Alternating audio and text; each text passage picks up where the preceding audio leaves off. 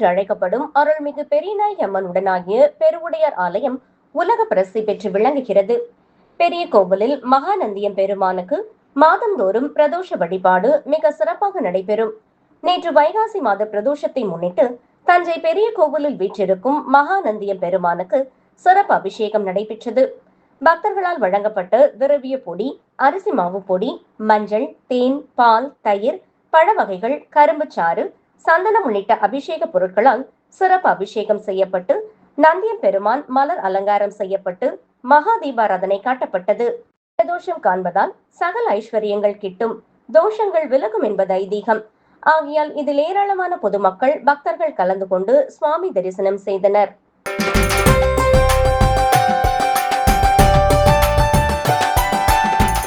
கடலூர் மாவட்டம் புவனகிரி அருகே உள்ள கொளக்குடி பகுதியில் எழுந்தருளி அருள் பாலிக்கும் ஸ்ரீ திரௌபதி ஸ்ரீ தர்மராஜா ஆலயத்தில் தீமிதி திருவிழா வெகு விமர்சையாக நடைபெற்றது. வைகாசி மாத திருவிழாவை முன்னிட்டு காப்பு கட்டுதலுடன் தொடங்கிய விழாவில் நாள்தோறும் மகாபாரத காவியத்தை பறைசாற்றும் விதமாக மகாபாரதத்தை ஒட்டி பல்வேறு விழாக்கள், பூஜைகள் நாள்தோறும் ஒவ்வொன்றாக நடைபெற்று வந்தது. இந்த நிலையில் விழாவின் முக்கிய நிகழ்வான தீமிதி திருவிழாவில் அலங்கரிக்கப்பட்ட பூக்கரகம், காப்பு கட்டிய பக்தர்கள் ஊரின் பல்வேறு வீதிகளில் ஊர்வலமாக வந்து மேளதாளங்கள் முழங்க தீக்குண்டத்தில் இறங்கி தீமிதித்தனர். இதில் காப்பு கட்டிய பக்தர்கள் நூற்றுக்கணக்கானோர் பங்கேற்று தீமிதித்து தங்களது நேர்த்திக் கடனை நிறைவேற்றினர். இதனைத் தொடர்ந்து பக்தர்களுக்கு பிரசாதம், அன்னதானம் வழங்கப்பட்டது. விழாவில் சுற்றுவட்டார பகுதி பொதுமக்கள் திரளாக பங்கேற்றனர்.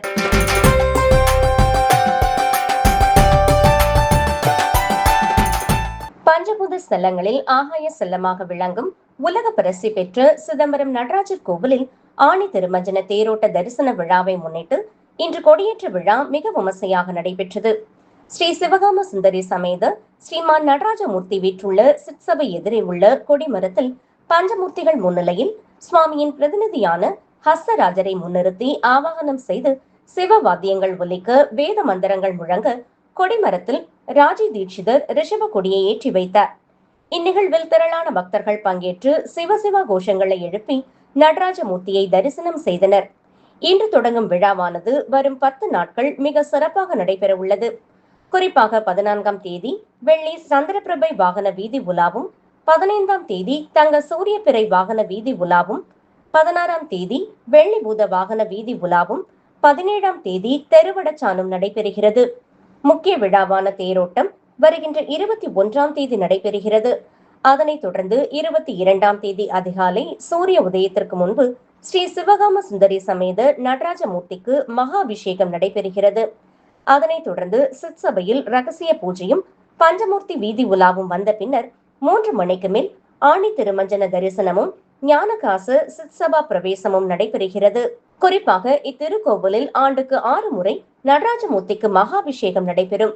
ஆனால் மார்கழி மாதத்தில் ஆருத்ரா தரிசன விழாவிலும், ஆணி மாதத்தில் ஆணி திருமஞ்சன விழாவிலும் நடராஜர் மற்றும் சிவகாம சுந்தரி தாயார் கருவறையிலிருந்து வெளியே வந்து 4 வீதிகளில் வீதி உலா வந்து தரிசனம் அளிப்பது மிகவும் பிரசித்தி பெற்ற ஒன்றாக பார்க்கப்படுகிறது. பொதுமக்கள் பக்தர்களின் பாதுகாப்பை முன்னிறுத்தி சிதம்பரம் போலீஸ் டிஎஸ்பி பிரதீப் தலைமையில் 50க்கும் மேற்பட்ட போலீசார் பாதுகாப்பு பணியில் ஈடுபட்டு வருவது குறிப்பிடத்தக்கது.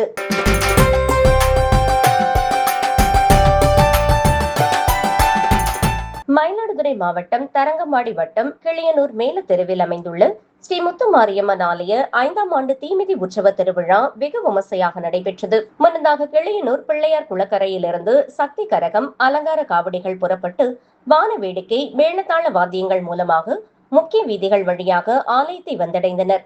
பின்னர் ஆலயம் முன்பு அமைக்கப்பட்டிருந்த தீக்குண்டத்தில் விரதமிருந்த பக்தர்கள் தீமிதித்து தங்களது நேர்த்திக் கடனை நிறைவேற்றினர். தொடர்ந்து மகா தீபாராதனையும் காண்பிக்கப்பட்டது. சுற்றுவட்டார பகுதிகளைச் சேர்ந்த ஏராளமான பக்தர்கள் கலந்து கொண்டு முத்துமாரியம்மனை வழிபட்டு சென்றனர்.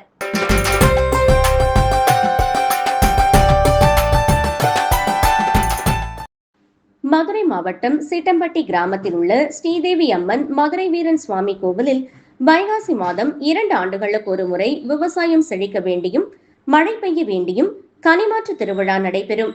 அதன்படி இந்த ஆண்டிற்கான கனிமாற்று திருவிழா நேற்று நடைபெற்றது. இதற்காக 10 நாட்கள் கடும் விரதமிருந்த ஆண் பக்தர்கள் மதுரை யானைக்கல் பகுதியில் பஜனை கூடத்தில் மேலாடையை கழற்றி உடல் முழுவதும் சந்தனம் பூசிக்கொள்கின்றனர். பின்னர் அங்கு சிறுமலை பகுதியில் இருந்து கொண்டுவரப்பட்ட மலைவாழை பழங்கள் ஓலை குடையில் கட்டி வைக்கப்பட்டு அதனை தலையில் சுமந்தபடி பாத யாத்திரையாக சென்றனர். முன்னதாக மீனாட்சி அம்மன் கோவில் முன்பிலிருந்து பூக்குடைகளை அம்மன் ஆடியாக உள்ள பெண் ஒருவர் எடுத்துக் கொடுக்க, அதன் பின்னர் ஆண் பக்தர்கள் பழக்குடைகளை தலையில் சுமந்தவாறு மேலாடையின்றி வெறும் கால்களில் நடந்து சிட்டம்பட்டி ஸ்ரீதேவி அம்மன் கோவில் வரை 16 கிலோமீட்டர் தூரத்திற்கு பாத யாத்திரையாக சென்றனர். 500க்கு மேற்பட்ட பக்தர்கள் ஒன்றன் பின் ஒன்றாக கட்டுக்கோப்புடன் மதுரை மாநகர பகுதியான சிம்மக்கல், கோரிப்பாளையம், கே நகர், மாட்டுத்தாவணி, ஒத்தக்கடை வழியாக சிக்கம்பட்டி சென்றனர். கோவிலின் அம்மன் ஆடியான பெண் முன் நடந்து செல்ல, ஆண் பக்தர்கள் அவர்களுக்கு பின்பாக தலையில் பழக்குடைகளை சுமந்தவாறு சென்றனர். 4 மணி நேரம் நடந்தே செல்லும் பக்தர்கள் ஸ்ரீதேவி அம்மன் கோவிலுக்கு சென்றடையும் போது பெண் பக்தர்கள் அவர்களை வரவேற்பார்கள்.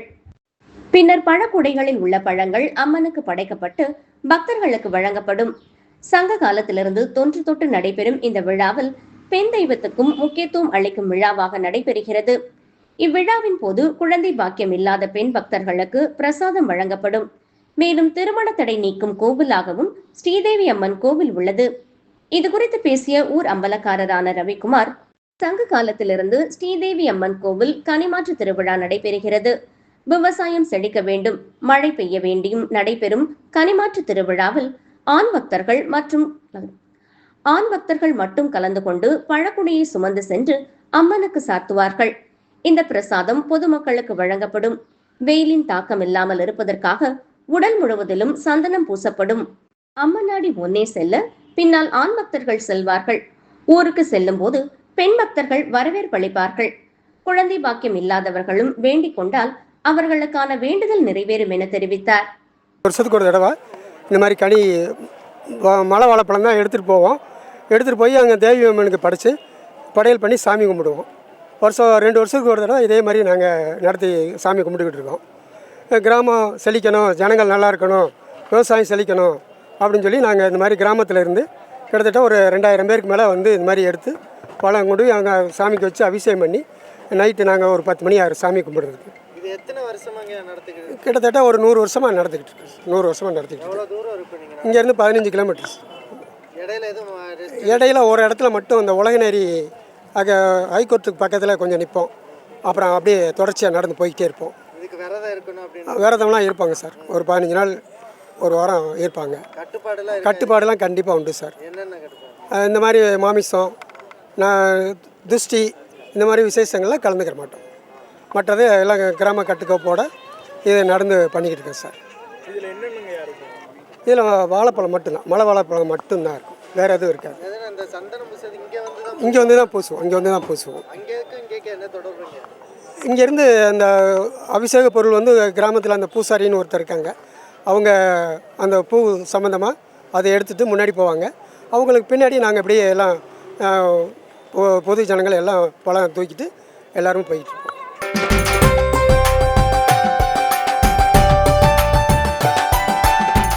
பஞ்சபூத ஸ்தலங்களில் அக்னி ஸ்தலமாகவும் நினைத்தாலே முக்தி அளிக்கும் திருத்தலமாக விளங்கும் திருவண்ணாமலை அண்ணாமலையார் கோவிலில் வைகாசி மாத பிரதோஷ தினமான நேற்று 5ஆம் பிரகாரம் ஆயிரங்கால் மண்டபம் அருகே உள்ள பெரிய நந்தி பகவானுக்கு சிறப்பு அபிஷேகம் செய்து பஞ்சமுக தீபாராதனை நடைபெற்றது.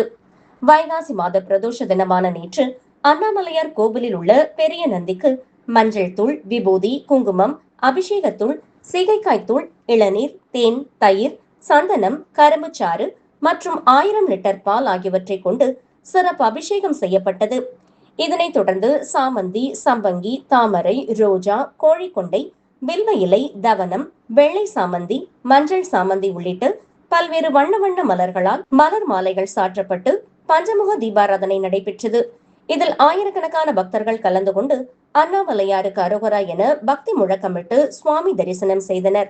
பிரதோஷ தினத்தில் நந்தி பகவானை வழிபட்டால் திருமணம் ஆகாதவர்களுக்கு திருமணம் நடைபெறும் என்றும், குழந்தை பேறு இல்லாதவர்களுக்கு குழந்தை பாக்கியம் கிடைக்கும் என்பதும் ஐதீகம். ஆதலால் வைகாசி மாத பிரதோஷமான நேற்று அண்ணாமலையார் கோவிலில் ஆயிரக்கணக்கான பக்தர்கள் நந்தி பகவானை வழிபட்டனர்.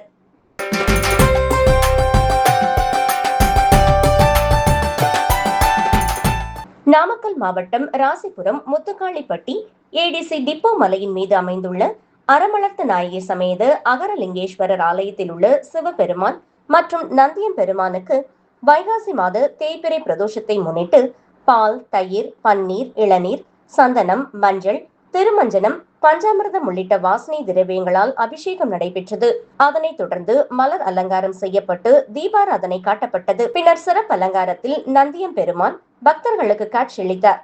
இதில் சுற்றுவட்டார பகுதிகளைச் சேர்ந்த ஏராளமான பக்தர்கள் கலந்து கொண்டு சுவாமி தரிசனம் செய்தனர். பக்தர்களுக்கு பிரசாதம் வழங்கப்பட்டது.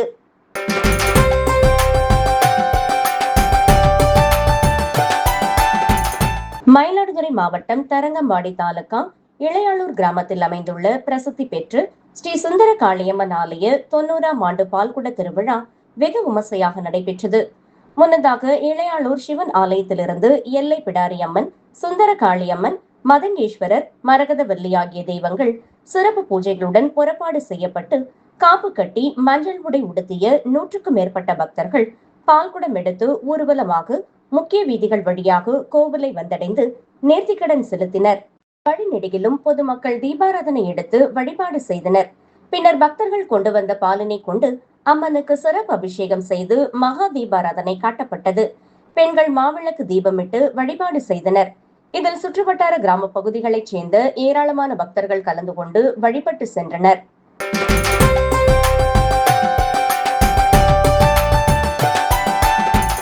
ஈரோடு மாவட்டம் காவிரி வீதியில் அமைந்துள்ள சின்ன கோவில் என்று அழைக்கக்கூடிய 500 ஆண்டுகள் பழமையான விசாலாட்சி உடனமர் காசி விஸ்வநாதர் திருக்கோவில் உள்ளது. திருக்கோவில் மிகவும் பழமையான கோவிலாகவும் காசிக்கு நிகரான கோவிலாக விளங்குகின்ற பவானி சங்கமேஸ்வரர் ஆலயத்திற்குட்பட்ட கோவிலாக விளங்குகின்ற விசாலாட்சி உடனமர் காசி விஸ்வநாதர் திருக்கோவில் அமைந்துள்ளது. இங்கு பிரதோஷம் அன்று காசி விஸ்வநாதர் அமைந்துள்ள நந்தி பகவானுக்கு சிறப்பு பூஜைகள் நடைபெறுவது வழக்கம். இதன் ஒரு பகுதியாக தேய்பிறை பிரதோஷத்தினை முன்னிட்டு நந்தி பகவானுக்கு பால், தயிர், இளநீர், சந்தனம், பஞ்சாமிர்தம், நாட்டு சர்க்கரை உள்ளிட்ட 20 வகையான நறுமண திரவியங்கள் மூலம் சிறப்பான முறையில் அபிஷேகம் நடைபெற்றது. அதைத் தொடர்ந்து நந்தி பகவானுக்கு வெள்ளை கவசம் அணிவிக்கப்பட்டு பல்வேறு விதமான மலர் மாலைகளும் தங்க ஆபரணங்களும் கூடிய சிறப்பு அலங்காரத்தில் காட்சியளித்தார். அதைத் தொடர்ந்து நந்தி பகவான் எதிரே நந்தி வாகனத்தில் விசாலாட்சி உடனமர் காசி விஸ்வநாதர் உற்சவர்கள் சிறப்பு அலங்காரத்தில் காட்சியளித்தனர். நந்தி பகவானுக்கும் விசாலாட்சி உடனமர் காசி விஸ்வநாதருக்கும் உதிரி பூக்களால் அர்ச்சனைகள் செய்து கோபுர தீப ஆரத்தி, கும்ப தீப ஆரத்தி, நட்சத்திர தீப ஆரத்தி உள்ளிட்டு 11 வகையான தீப ஆராதனைகளும் 16 வகையான சோடச உபசாரங்களும் காட்டப்பட்டன.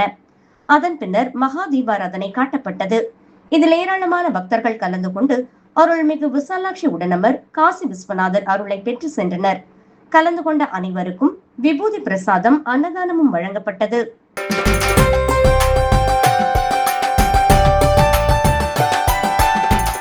ஈரோடு மாவட்டம் ஆப்பக்கூடல் அடுத்துள்ள பெருந்தலைவர் பகுதியில் அருள்மிகு மகளேஸ்வரர் திருக்கோவில் உள்ளது. திருக்கோவில் பல 100 ஆண்டுகள் பழமையான திருக்கோவிலாக விளங்குகிறது. கோவிலில் சிவபெருமான் எதிரே அமைந்துள்ள நந்தி பகவானுக்கு பிரதோஷ காலங்களில் சிறப்பு பூஜைகள் நடைபெறுவது வழக்கம். இதன் ஒரு பகுதியாக பிரதோஷத்தை முன்னிட்டு நந்தி பகவானுக்கு பால், தயிர், இளநீர், சந்தனம், பஞ்சாமிர்தம் உள்ளிட்ட பல்வேறு திரவியங்கள் மூலம் சிறப்பான முறையில் அபிஷேகம் நடைபெற்றது. அதைத் தொடர்ந்து பல்வேறு விதமான மலர் மாலைகளும் புது வஸ்திரம் சாற்றப்பட்டு சிறப்பு அலங்காரத்தில் காட்சியளித்த நந்தி பகவானுக்கு நட்சத்திர தீபாராத்தி, பஞ்சதீப ஆராத்தி, கும்பதீப ஆராத்தி உள்ளிட்ட பல்வேறு வகையான தீபாராதனைகளும் 16 வகையான சோடச உபசாரங்களும் நடைபெற்றன. அதைத் தொடர்ந்து நந்தி பகவானுக்கு மகா தீபாராதனை காட்டப்பட்டது. இதில் ஏராளமான பக்தர்கள் கலந்து கொண்டு அருள்மிகு மகளேஸ்வரர் அருளை பெற்று சென்றனர்.